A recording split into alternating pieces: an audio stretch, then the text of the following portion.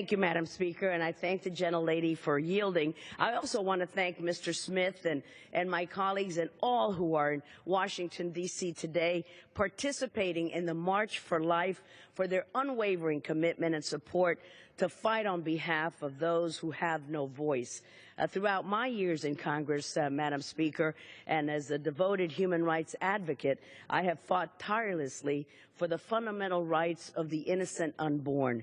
As pro-life members of Congress, we have a commitment to stand up for life and to take the necessary steps to advance legislation to the floor. And that is exactly what the U.S. House of Representatives will be doing today. While the vast majority of Americans can agree that we must we have a lot of work in front of us to reduce the number of abortions, few legislators have taken any meaningful action. In fact, pro-abortion members of Congress have sought to eliminate federal protections on the use of taxpayer funds for abortions, both here and abroad. Federal funds should not be used to pay for abortions, Madam Speaker, and Congressman Smith's bill would do exactly that by establishing a permanent prohibition on taxpayer subsidies for abortion and abortion coverage. This will help save lives. In addition, this bill also protects the conscience and religious views of millions of Americans. The vast majority of Americans also do not want their tax dollars to be used to pay for abortions.